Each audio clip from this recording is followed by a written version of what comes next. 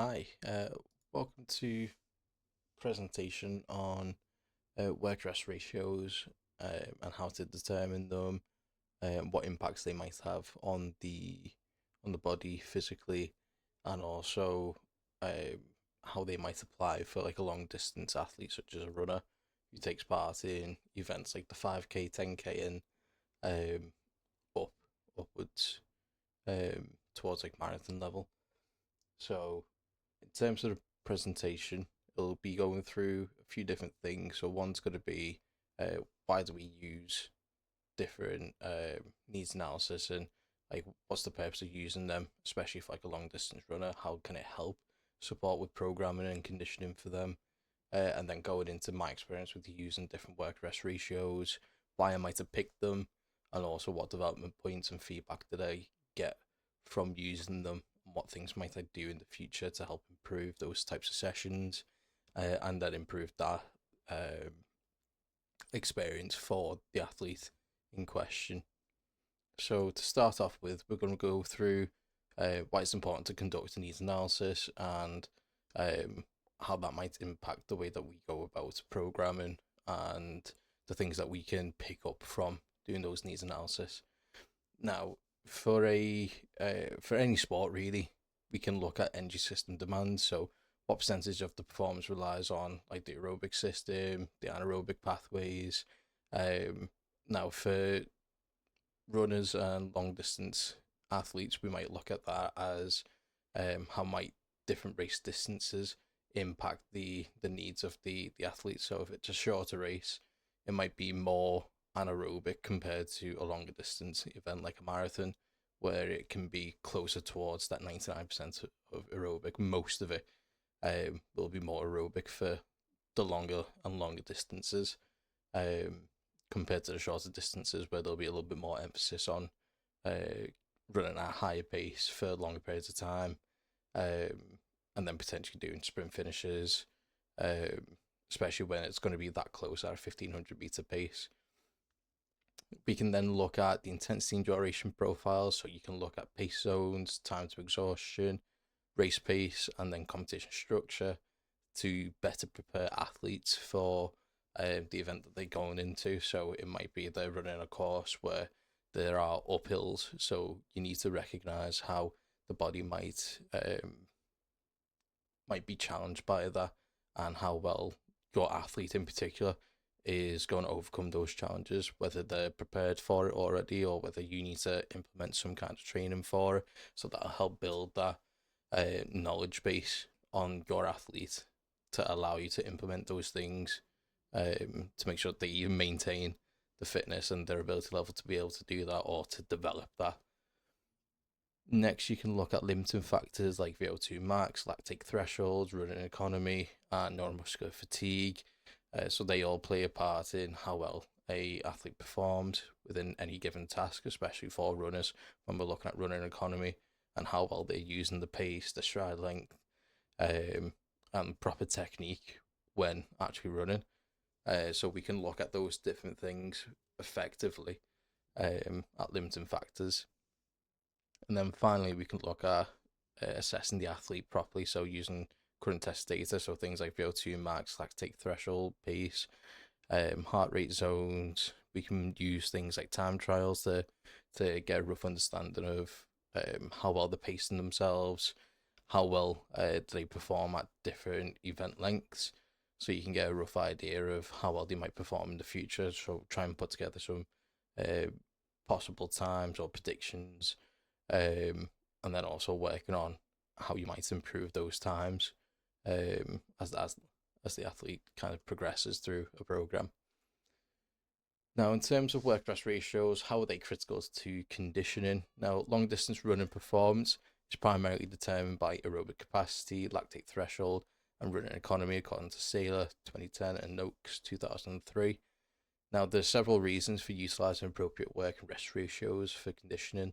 These might include some of the following: so enhancing aerobic capacity, improving running economy, increasing lactate clearance and tolerance, and then also making sure the athlete is safe throughout. According to Per Olof Astrandker Rodal 1986, even endurance athletes rely on anaerobic metabolism during race surges and sprint finishes. And that's where it kind of comes into like athlete safety and being able to increase that lactate clearance and tolerance. So if they are building up lactic acid throughout the event, are we trying to clear as much as we can? Are we preparing them to be able to tolerate those levels of lactic acid that may build up? And if so, if we are building up that tolerance and we are preparing them, then we're ultimately keeping our athletes safe, because they know what to expect. Even if things do kind of go wrong, you see commonly in long distance events, athletes just hitting the wall and they may potentially collapse, might not be able to complete the race or the competition, the event. And it all comes down to that safety and that preparation. Are they really prepared for that event, from a physiological standpoint and from a mental standpoint? Now, in terms of technology that we may use to quantify demands, there are different methods that we can use. So things like heart rate monitoring, GPS tracking, lactate testing. Heart rate monitoring, GPS tracking, very easy to implement as a coach. They're not that expensive in comparison to lactate testing. They're a lot more accessible, and they're a lot more friendly for athletes because they're not as invasive. Like at most, it might be putting on a device around the chest.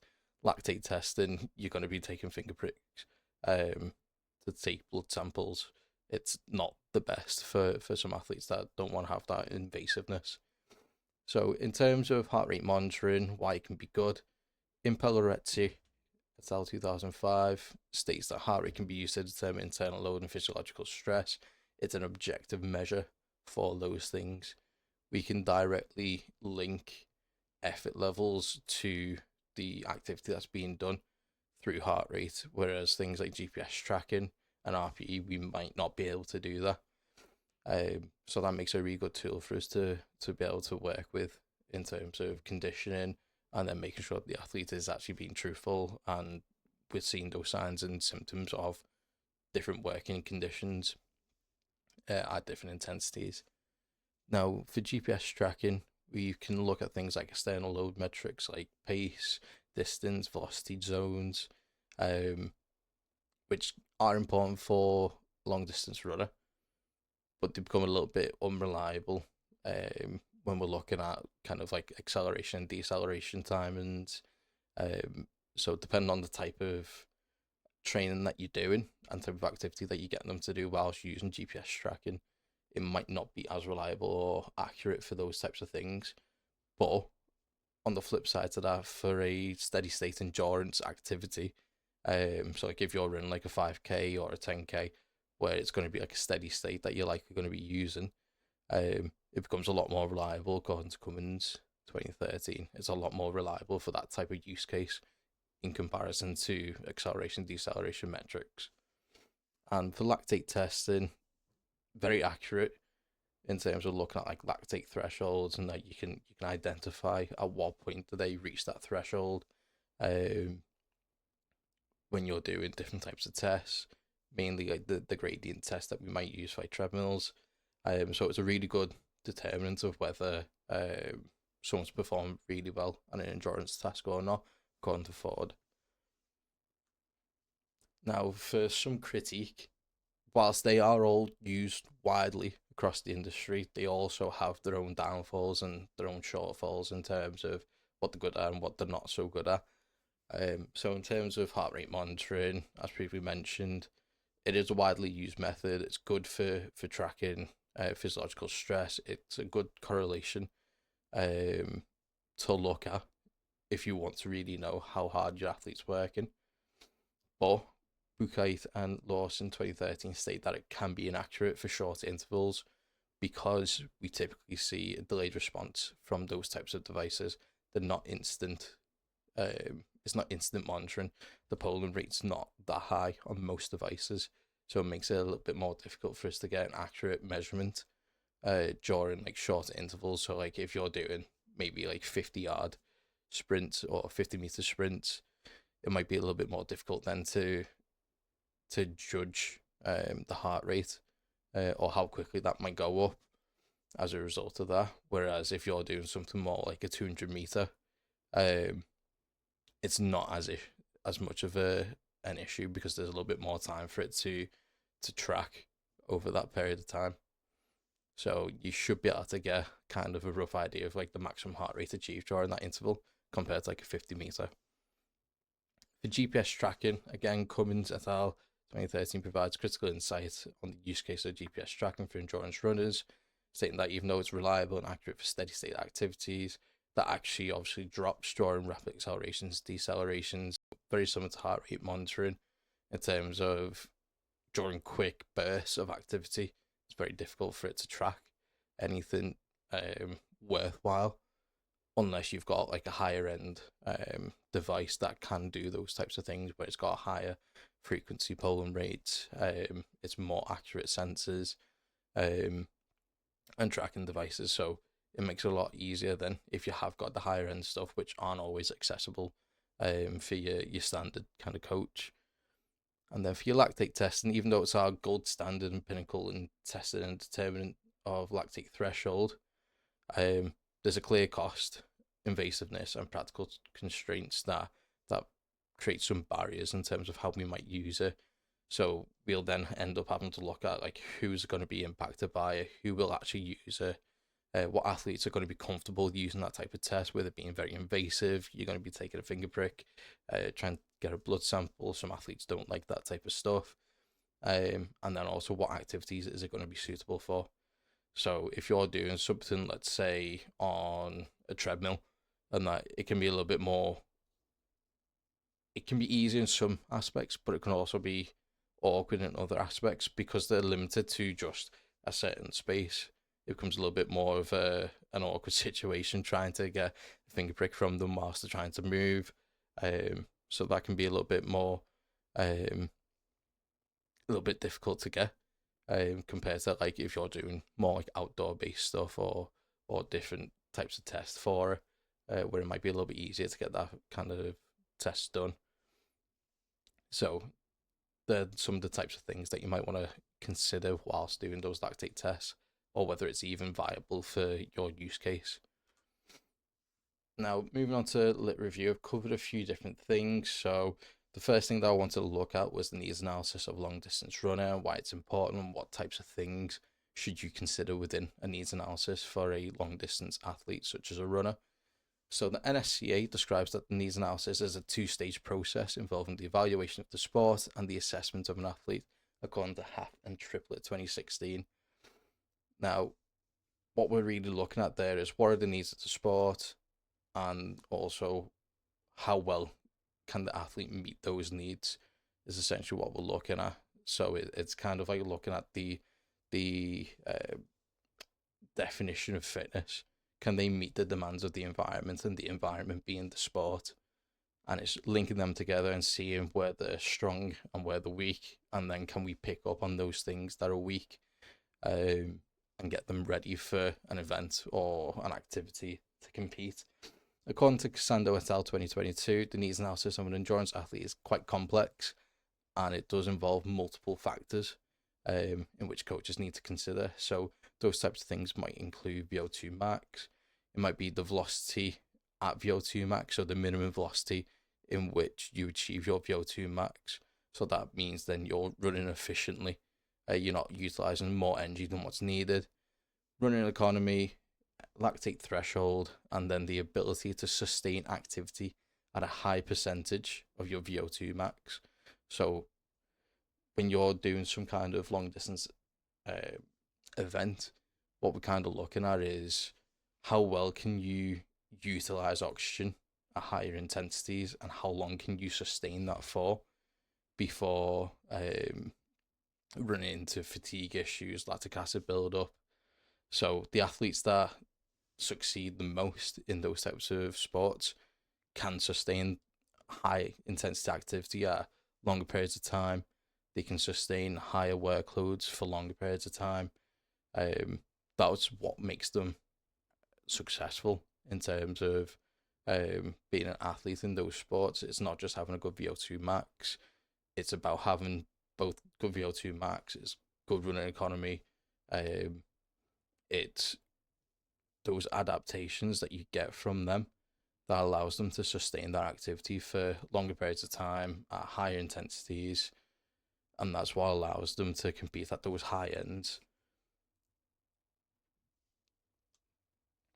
Now, moving on to energy system contributions. Per Olof, Astrand, and Kerr Rodal, 1986, state that aerobic contributes to roughly 85 to 95% of the endurance activity, with the remaining 5 to 15% being anaerobic based. They suggest that endurance running is therefore dominated by oxidative metabolism, which emphasizes aerobic training modalities more. However, Gaston 2001 kind of contradicts that and presents the argument that, well, no, not all activities in terms of endurance will use those percentages per se. It's a lot more dynamic than what they're making it out to be. So there's a lot more overlapping happening. There's a lot more contributions coming from the different systems than what's being reported previously from an earlier study. So it's just emphasizing the fact that there's not fixed percentages per se. It can be dynamic, it can be changing all the time. It depends on the routes that you're taking, it depends on other athletes that you're competing against. That might impact the way that your body shifts those contributions to different systems at different times. So like if you need to overtake certain athletes because you're being slowed down, you might then jump into the anaerobic pathways to be able to do that. There might be multiple occasions where you're using that throughout a race, so that then increases the amount of contribution for the anaerobic pathway significantly more than someone who might literally just be running against themselves rather than against others, where they don't have to worry about overtaking people. There's no obstacles in the way. There's like, it's perfect conditions where it might be more closer to 90% aerobic, but in reality, if you're competing against high level athletes and you're trying to get the edge on them, you're likely going to be using that anaerobic system to help make up that difference. So that's where that kind of comes in from Gaston, is that making that argument that that is really important. Like, even though aerobic system is really important for long distance stuff, which is obviously without a doubt, like, that's clear, but there's also an emphasis on anaerobic being kind of disregarded and overlooked, when in reality it shouldn't be. It should be treated just as importantly, because it's something that's gonna make up that difference at the higher end. Now, in terms of work rest ratios, this is only kind of like a little bit. There's a little bit more later on, but just for a basis, I've just put together a few little bits here. So Silo 2010 states that VO2 max intervals of 1:1 to 3:1 ratios maximize oxygen uptake by causing the body to adapt and utilize more oxygen in the mitochondria, which improves aerobic capacity, and then obviously that's energy metabolism through oxidative processes. Whilst in theory that might work and that might be effective in the study that he done, practically that might not be the case in all situations. So Buchheit and Lauren 2013 suggests that optimal training ratios will obviously vary widely depending on the athlete's training status and their ability levels, and that's further supported by Elia et al. 2009, who implied that even though short intervals with incomplete recovery may produce similar adaptations, which raises that argument that there is no one-size-fits-all ratio. It should be individualized, so you should be using your athlete's feedback from different interval sessions to make adjustments. So it might not necessarily be 1:1 or 1:2. You know, like, you might be working with like 1 to 1.5. It can be a little bit more individual, and it's a lot less using them as strict guidelines and just being free to use those however you see fit and however your athlete reacts to them, and utilizing that feedback and those physiological responses to best get the better work rest ratios out of them, so that you're working at a proper intensity, you're working for the right periods of time, you're adequately stimulating the athlete to make those adaptations. Now, in terms of long distance runner, and we're looking at the VO2 max values and how they play a role um, in how the athlete responds to different activity. So for elite endurance athletes, their VO2 max values are recorded to be between 70 and 85 milliliters per kilogram per minute, compared to for 3.5, give or take 7 milliliters per kilogram per minute in untrained runners. So that's a vastly big difference between trained and untrained athletes, or elite level and untrained athletes, should I say. Now, those higher values support faster racing speeds, so they can sustain high speed running for longer periods of time without being fatigued or being overly fatigued, compared to untrained athletes where they might not be able to do that. However, Venturini and Giallerina 2022 believe that VO2 max alone is not a predictor or performance. It is without a doubt going to determine the outcome in some way, but ultimately there are other influential factors such as velocity to VO2 max, as this is kind of like the velocity that we use to directly inform interval training prescription.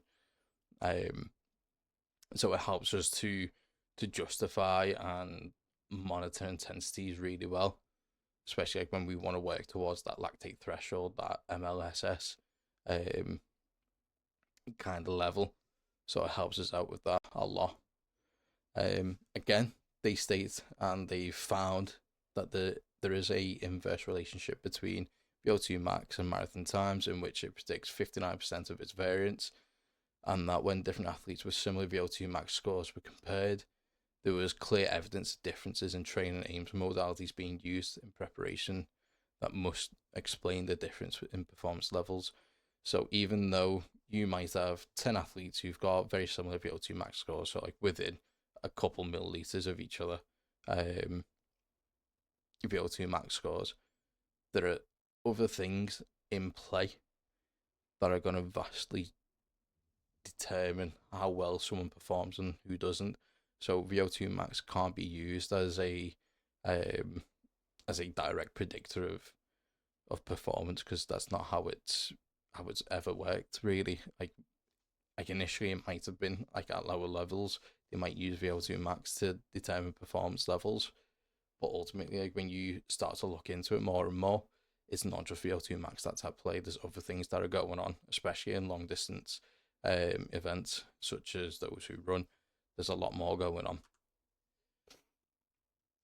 Now, in terms of lactate thresholds, we can look at this as one of the most important variables to establish when it comes to training, and it allows us to determine what the highest sustainable race pace is, whilst making sure that they aren't being fatigued too early on, or they're not building up lactic acid at a rate that they will then have to stop.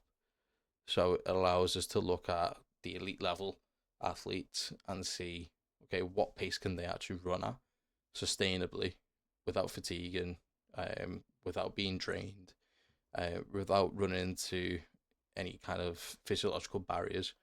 What pace can they run at for the entirety of the race? Now, there will be some instances where they can jump over that threshold and go into anaerobic pathways just for short periods, so like surges, race finishes, so like when you're doing a sprint finish or when you're trying to overtake other people in front of you and you just need that little bit of burst, you'll then obviously operate in that anaerobic pathway, but they'll quickly go back to that lactic threshold, or just under lactic threshold, so that they can sustain that for the rest of the race, or until they need to use that anaerobic pathway again to overtake or do a sprint finish.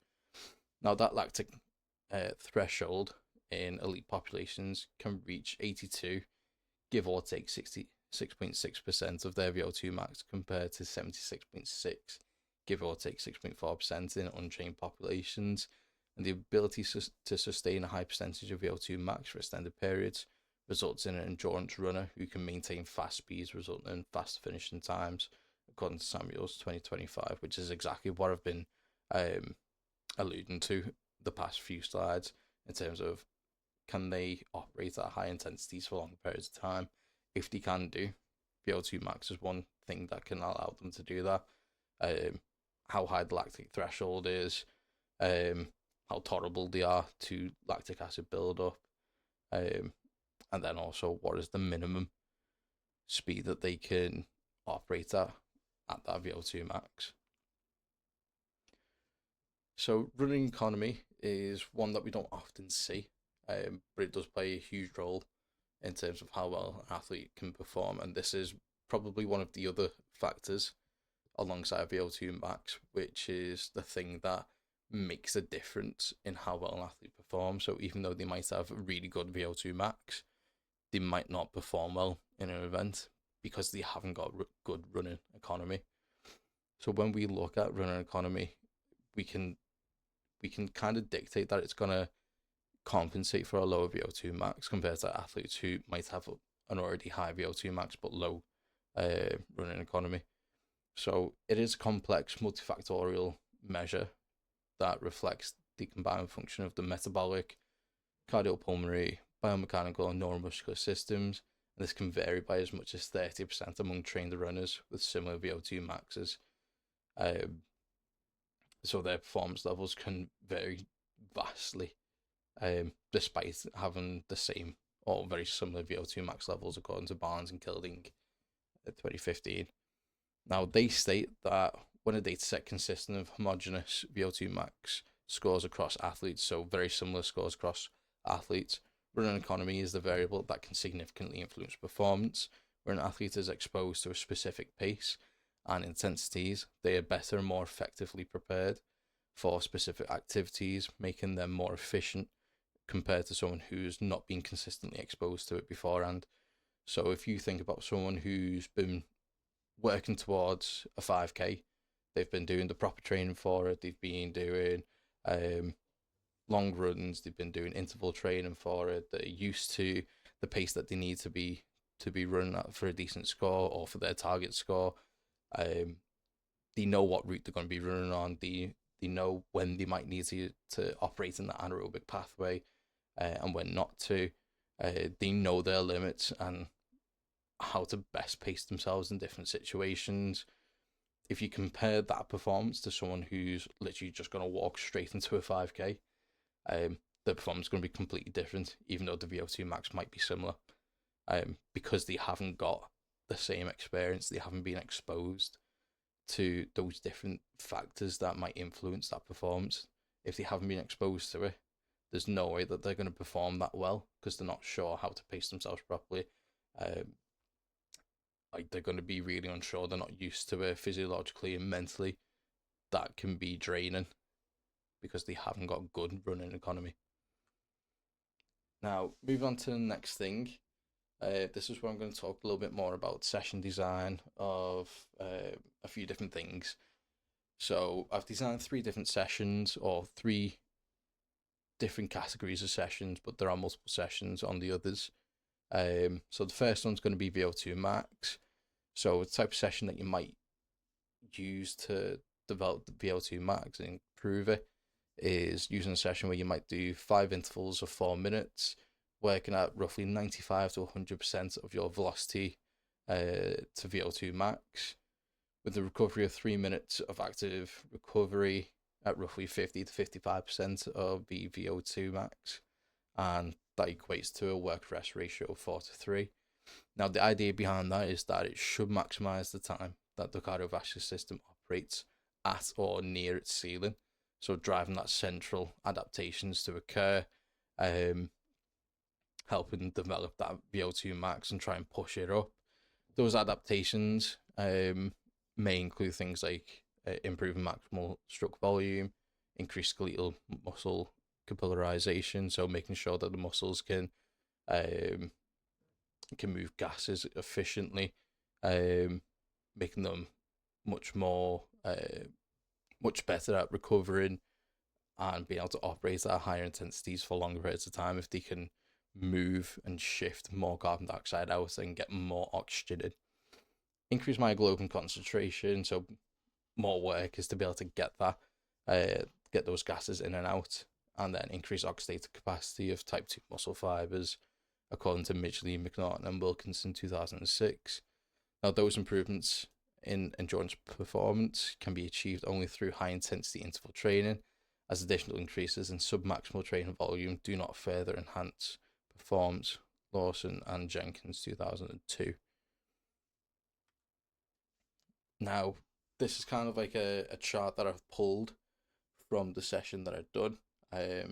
So there are several peaks that are in line with the intervals that I was looking to use. So through that session that I've designed, this is the feedback that I've got from the athlete. So intervals 1 and 2 felt like they were controlled, they were feeling good, and the pace was sustainable, or they felt like it was sustainable. Interval 3 felt significantly harder, with breathing starting to get heavier, and recovery didn't feel like it was enough. And then intervals 4 and 5 were very uncomfortable, legs getting really tired, they're getting heavy, required a lot more focus to maintain pace. So that was overall just a lot more difficult for them. And as you can see from the chart, you can see it's gradually increasing the heart rate, so like it matches what they're feeling. Now, in terms of development points that we can take from that is heart rate achieved in interval 5, which exceeded 98% of the heart rate max. So they were working very, very close to their heart rate max, which we didn't want to really go above 95, but they were working nearly at that kind of like maximal zone, like really pushing it. So that might suggest that interval 5 is pushing the athlete beyond their capabilities, which could pose a safety risk from exhaustion. So like if they collapse or anything like that because they're being exhausted from it. And now thankfully that's only the last one, and it's not earlier on in the session. So it's probably not that much of an issue right now. But if that occurred earlier on in the session, then likelihood is they probably would have collapsed. They might have fell, they might have tripped whilst on a treadmill, or if they were outdoors, they might have fell as a result of that. So for us then, that's then looking at, can we increase the recovery period? Should we have a discussion around pacing, which might be beneficial, as the participant did front load their pacing intervals 1 and 2. So where they were saying like, oh yeah, it felt controlled, it felt good, pace was sustainable, but in reality, like it wasn't. They pushed themselves too much, because going from interval 2 to interval 3, it was significantly harder. Like you can see that jump in heart rate showing that it was obviously harder, and they felt it was more difficult. So it was important to recognize that that might be something that we can talk about, and make sure that they're looking at their pacing, so they're not pushing it too far on the first intervals. So just make sure that they use those as kind of like a way to gauge the pace, rather than trying to set the pace in them. That should make it easier moving on to the next ones, and it should prevent them from getting exhausted too early on in the sessions.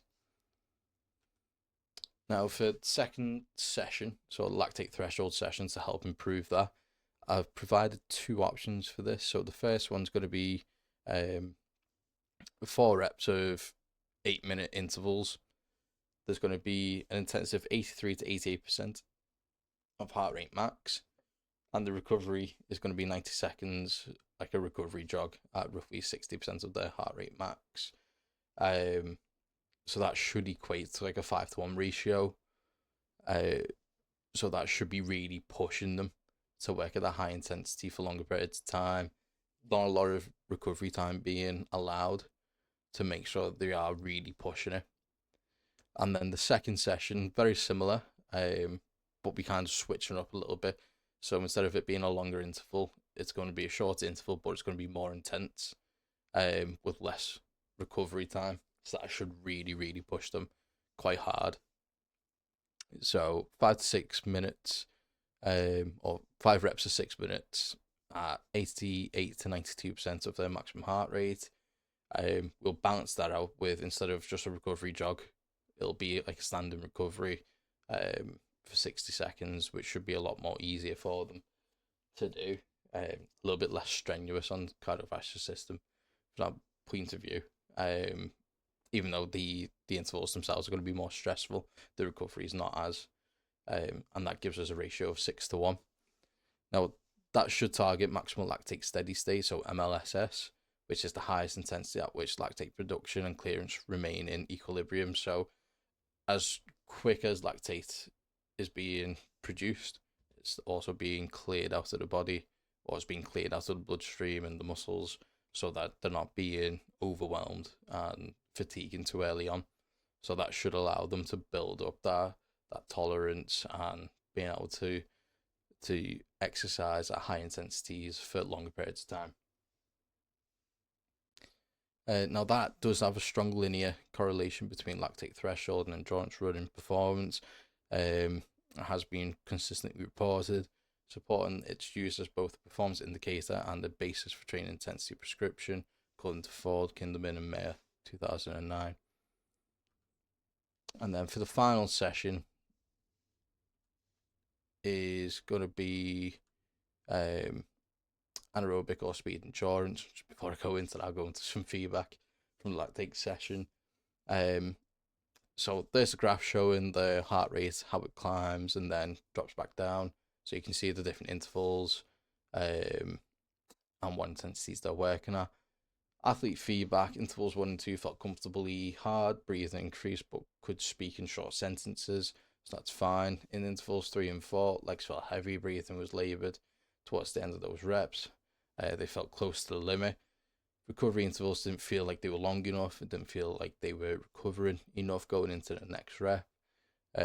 So they were feeling that even though they felt good at the start, it quickly builds up. So it does ramp up in that intensity when you're doing that type of session. Now, going off that feedback, what we could look at is maximum heart rate achieved in interval 4 exceeded the 88% that I wanted to look at, suggesting that the participant went above the MLSS despite keeping the same pace, meaning that maybe the lactate threshold calculations that I'd done or the heart rate measurements that were taken might have been inaccurate. So that might have created this issue where I was expecting them to work at that pace, but ultimately that pace was slightly too high for them, which has pushed them above that threshold too early on. So it's not gonna yield the same adaptations or the responses that I would have liked, and it's not going to be as efficient or effective of a session due to that. So that can be just put down to like calculations and heart rate measurements being a little bit inaccurate. So that's fine. That's something that we can keep an eye on, and it might be something that we look at over multiple sessions rather than from one occasion of testing. Now, discussions around pacing might be beneficial. Again, they front loaded a little bit of pace, and then but not as much as the previous session. So it's not too much of an issue, but it's still, again, pacing has been an issue. And then the final session, which is anaerobic or speed endurance. So we're looking at working at really high intensities now, but covering shorter distances. So again, 2 sessions made, so we can look at that as a 8x200 meter intervals, and we're working at 3 to 5 kilometer pace. So we might look at that as an intensity of roughly 105 to 115% of the velocity to VO2 max. So it is working at a decently high level. So you're not working as efficiently at your VO2 max, but it should help build up that anaerobic system and help develop that anaerobic pathway and allow you to utilize it for longer periods of time and better recover after using it. The recovery for that 2-3 minutes passive recovery, so just walking, and that should lead us to a ratio of 1:4 or 1:6, depending on how much recovery is being used.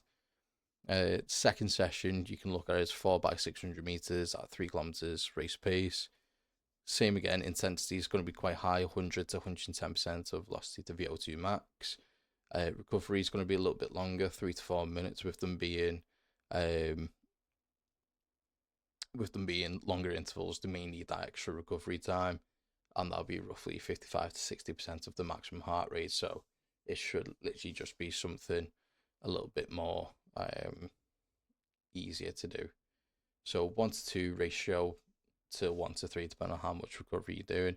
So that should develop tolerance to lactic accumulation during race pace surges, finishing kicks, tactical changes in pace. So anytime that you're jumping up to a high speed, for whatever reason, whether that's to overtake someone, to do,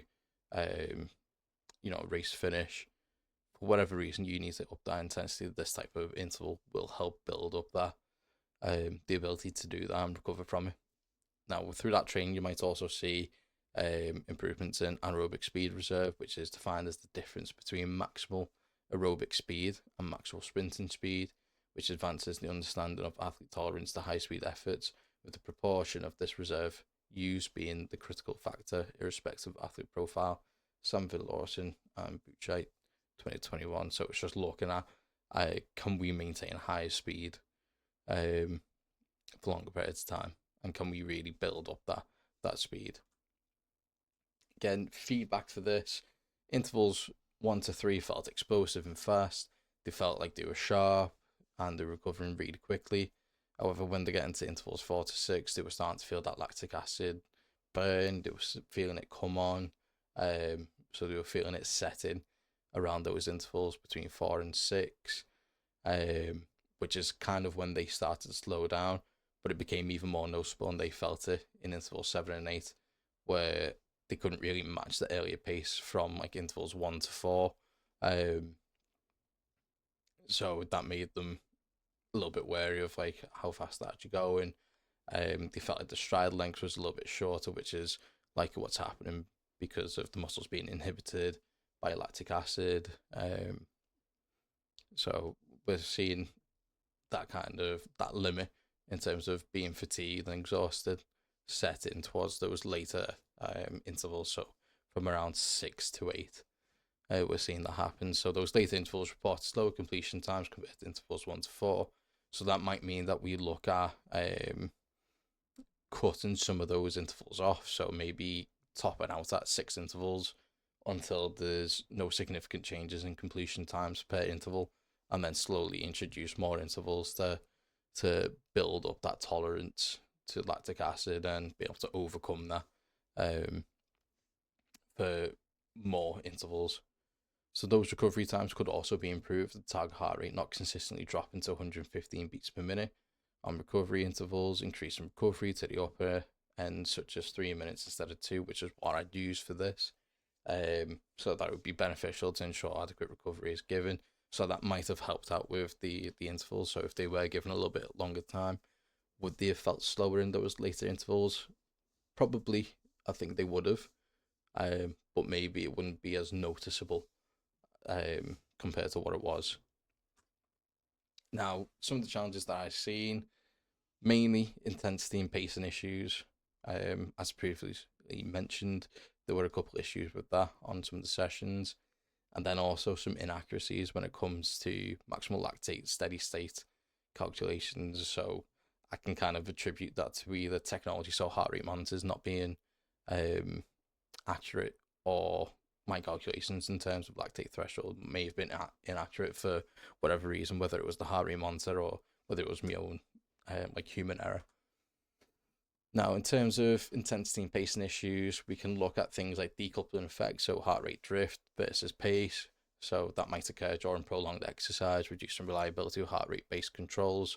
So Ashton and Jinkerdrup 2003 kind of explain how that might impact the session as it goes on. So like heart rate drift. So if you're getting fatigued, you're getting dehydrated, there's different factors in play that are going to have a role in terms of how your heart rate may differ from the start of a session to the end of a session, not necessarily based on intensity, but more just environmental and biological things that are happening within the body. Heart rate lag reduces validity in short intervals, meaning athletes may not reach target zones despite correct pacing. Martin Bouchet and Lawson 2013. So like I was saying, like if the polling rate of heart rate monitors isn't quick enough, then they may overcompensate and think, oh, I'm not working hard enough too soon.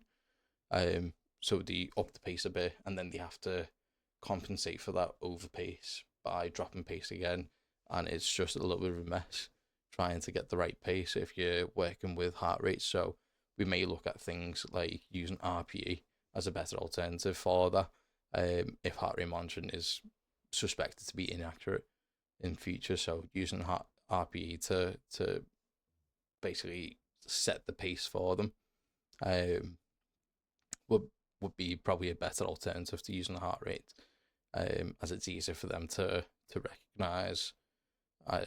It's a little bit more subjective to them, and they can adjust it as they feel until like there's some kind of like proper system in place for heart rate monitoring.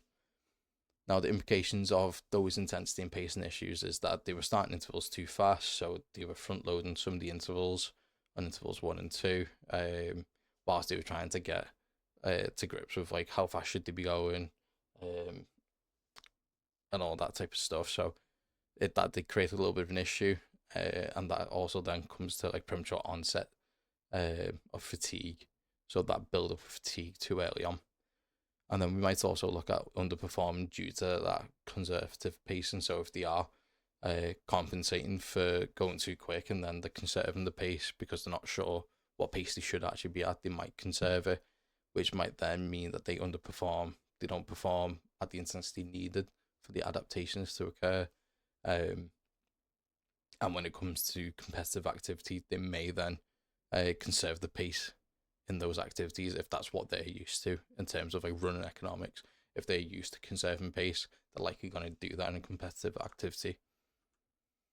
And then the second challenge that I came across was the maximal lactate steady state inaccuracies. So we were seeing them jump up above that threshold, which could have been due to multiple reasons. The two main ones is going to be like heart rate monitors not being as accurate as what they should be, and then also calculations in terms of lactate threshold.